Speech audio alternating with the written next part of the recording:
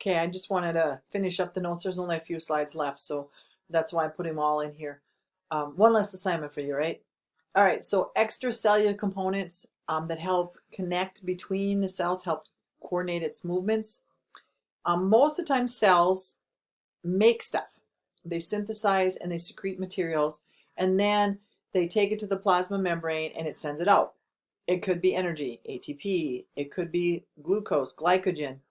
It could be hormones. It could be all kinds of stuff. So the cell's going to make stuff, and then if it doesn't need it itself, it's going to send it somewhere else. Okay?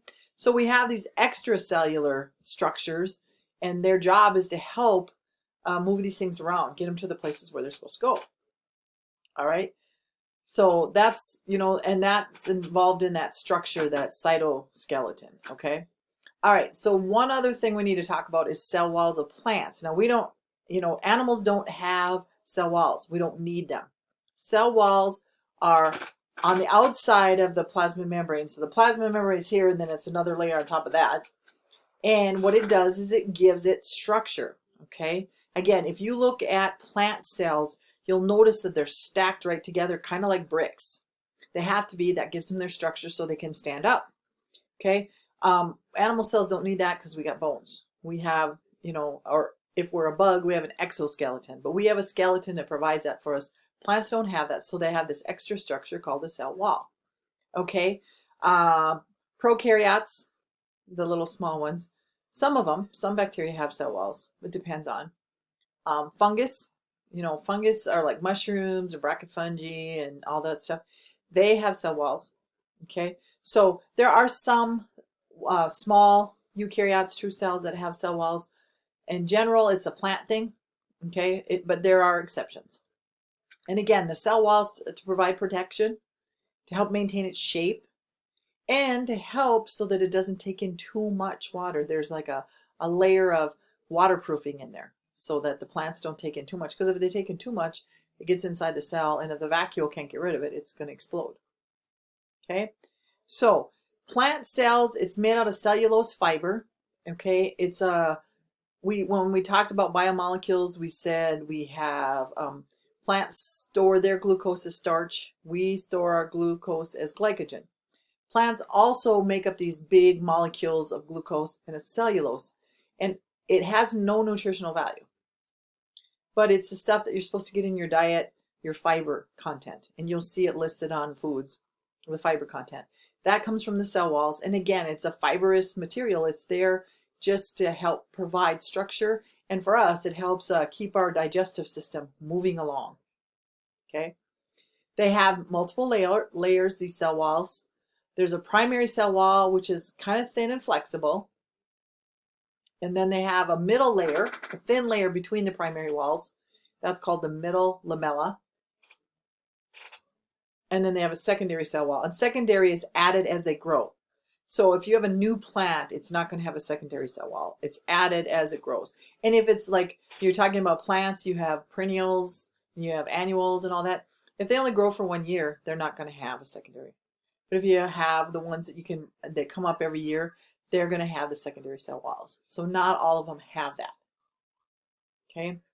So a cell, again, remember, is a living unit, and it relies on the integration of the organelles. So a cell has like little organs inside of it, and their job is to do things like our big organs do. They have the nucleus, which is like our brain, and they have the lysosome, which is like the liver to get rid of stuff, and we have the mitochondria, which is our energy source. You have all these little organs in there that are making the cell function.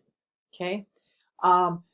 A macrophage is some of our blood cells are like that. Like when we get a bacterial infection, we actually have white blood cells that chomp them up. Okay, they destroy things that aren't supposed to be in our body. So they have the cytoskeleton and lysosomes and plasma membrane working together to chomp up things that aren't supposed to be inside our body and protect us. Okay, so what I did on the end of it, I just put the pictures that we had earlier just to remind you, because we've gone through the organelles now. Here's our cytoskeleton with the microfilaments and the tubules and stuff. Here's some little villi. Here's a Peroxisome, we talked about, this is where we get some oxygen. Lysosomes aren't very big.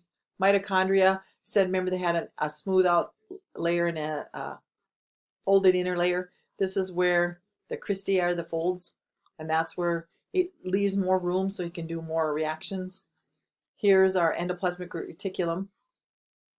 And remember, it said it's connected to the nucleus. And you'll see some, I don't see too much smooth, but you see the little dots on them? That would be rough because it has ribosomes. If it doesn't have ribosomes, then it's smooth. Okay. We have our plasma membrane on the outside. We have the Golgi or the Golgi, the UPS center. And remember I said it has these flattened areas. This is where stuff comes in and it packages up and sends it wherever it needs to go. What else do we have in here?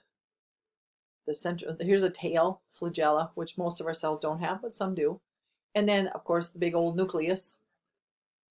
The nucleus is where our DNA is, the brain of our cell.